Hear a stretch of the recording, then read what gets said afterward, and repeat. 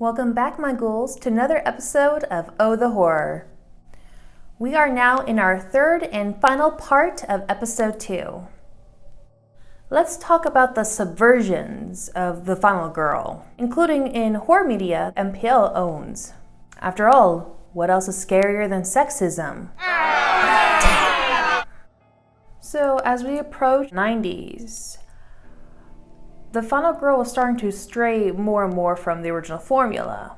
We see things such as women having relations with other people and not getting killed over it.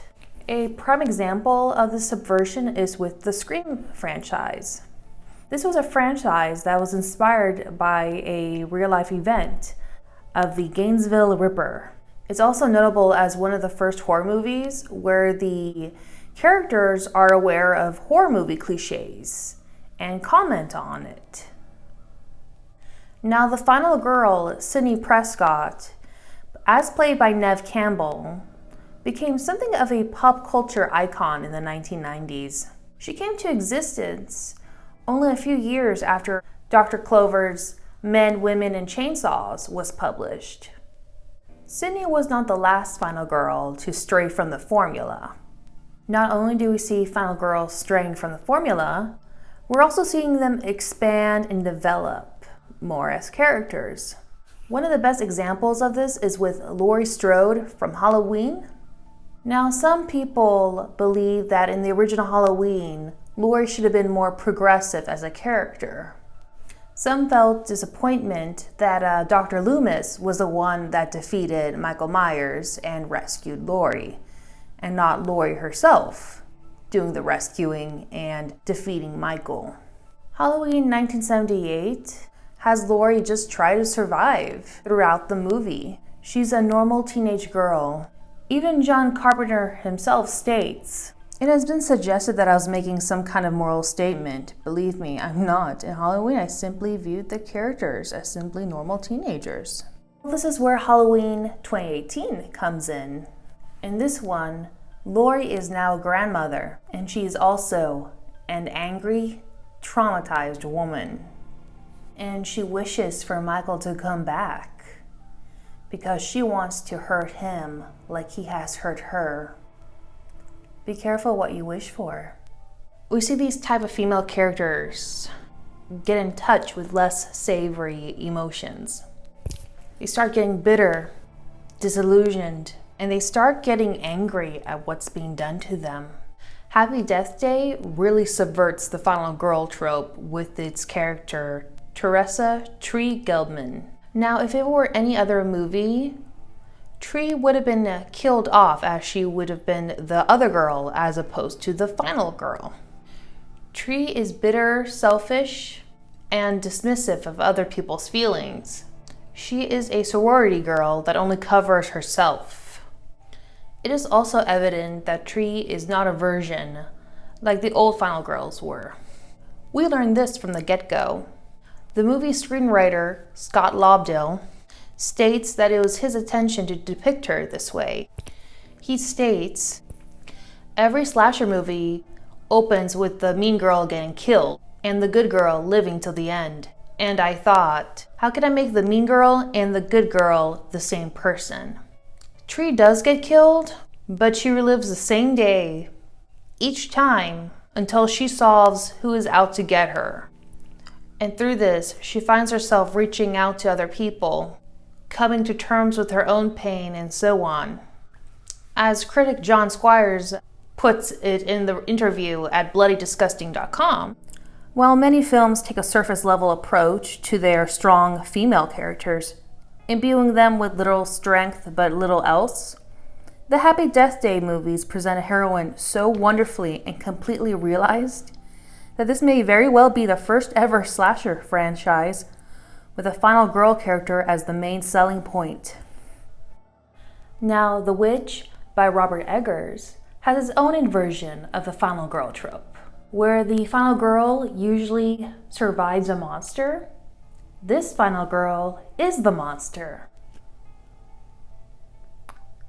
Or is she? That's a question that has come to a lot of the audience's mind when they watch as Thomasin with the rest of her Puritan family leave their colony and set out for a secluded New England forest, with only just them to rely on each other. This film plays out a lot with the concept of the monstrous feminine, a term originally coined by a professor of the University of Melbourne, Barbara Creed.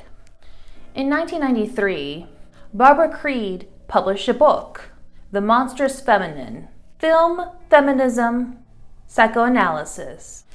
In it, she states, "The reasons why the monstrous feminine horrifies her audience are quite different from the reasons why the male monster horrifies his audience.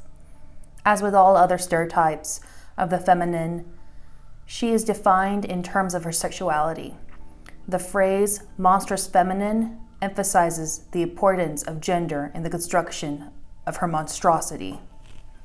And what bigger fear is there to a Puritan than a young woman coming into her own? Unfortunately, I can't give away too much about this movie. That's why I implore you to check it out on your own. Thomasin has to be one of the most complicated, fascinating final girls that I've ever watched. I've spent hours with my friends talking about this movie. Now, this movie we're going to talk about is one of my all-time favorite horror movies. It's called Revenge.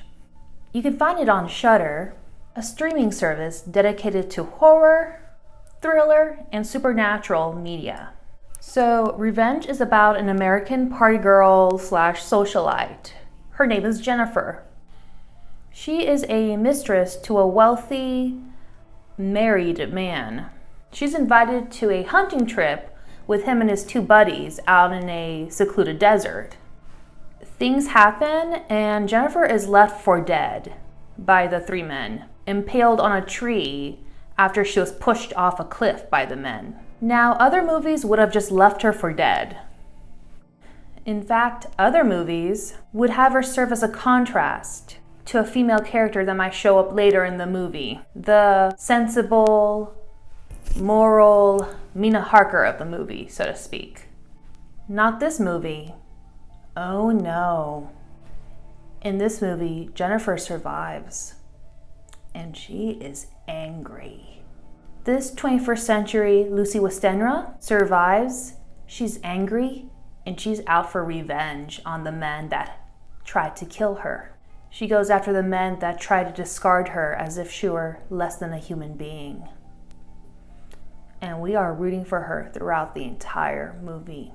I do have to warn you, it is one of the more bloodiest of revenge films. It takes its inspiration from revenge exploitive films. So I really recommend you pay attention to the ratings and ask yourself if you're comfortable with watching all that.